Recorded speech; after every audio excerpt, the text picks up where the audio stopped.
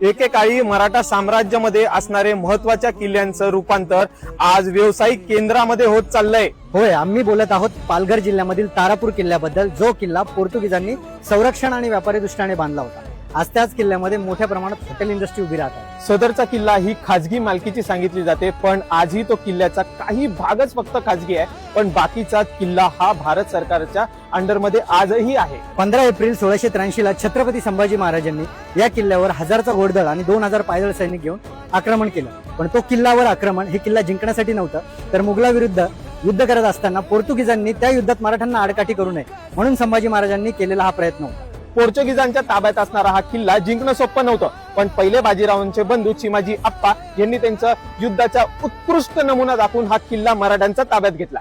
हा किल्ला जिंकून घेण्यासाठी चिमाजी अप्पांनी प्रयत्नांची एवढी पराकाष्ठा केली की अक्षरशः या किल्ल्यांचा अन्न पुरवठा करणारे मार्गच चिमाजींनी बंद करून टाकले। त्यानंतर दिवसभर तोफांचा मारा या किल्ल्यांच्या भिंतीवर सुरू केला, जेणेकरून भिंती कमकुवत व्हाव्यात। त्याने ही गोष्ट घडली नाही, तर चिमाजी अप्पांनी किल्ल्यांच्या भिंतींच्या खाली सुरुंग खोदायला सुरुवात केली आणि या सुरुंगामध्ये बारूद लावून ते सुरुंग त्या भिंतीसहित उडवण्यात आले। त्यानंतर मराठा सैनिक या किल्ल्यात घुसले आणि या किल्ल्यामध्ये युद्धाची पराकाष्ठा करून किल्ला ताब्यात घेतला। चिमाजी अप्पा यांनी हा किल्ला जिंकल्यानंतर मराठ्यांचं वर्चस्व कायम राहावं म्हणून मोरोजी नारोसिंह यांना हवालदार, महाडजी दत्ताजी यांना व्यवस्थापक म्हणून नेमणूक केली। पुढे पेशव्यांनी या किल्ल्याची देखरेख करण्यासाठी मिहिरजी विखाजी यांना नेमणूक केली आणि हा रेकॉर्ड आपल्याला बॉम्बे प्रेसिडेन्सी रेकॉर्ड्स मध्ये आढळतो। ब्रिटिश काळामध्ये अनेक स्वराज्यातील किल्ल्यांचे महत्व कमी झाले, परिणामी काही लोकांनी याचाच आधार घेऊन त्याच किल्ल्यांमधील जमिनींचा किंवा किल्ल्यांचा बंजर जमीन म्हणून शासन दरबारी नोंद करून त्यावर स्वतःची मालकी हक्क सांगायला सुरुवात केली। दुर्ग भरारी या ऐतिहासिक लेखनांमध्ये किल्ल्याची मालकी किंवा किल्ला इनाम म्हणून 100 वर्षासाठी विकाजी मेहरजी यांना दिल्याचे आढळते,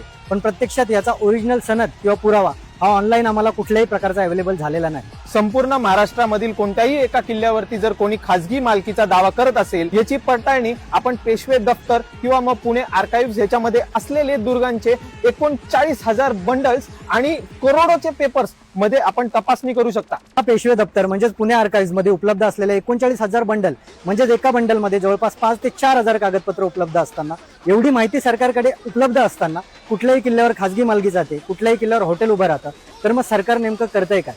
कोणत्याही किल्ल्यामध्ये जरी खाजगी जागा असली तरी त्या किल्ल्याने पाहिलेलं संघर्ष आणि जपलेली संस्कृती या अशा प्रकाराला मान्य देईल का? उद्या सकाळ किल्ल्यांमध्ये हॉटेल्स जरी उभे राहिले तरी असे प्रकार होणार नाहीत का? ह्याची जबाबदारी सरकार देऊ शकते का?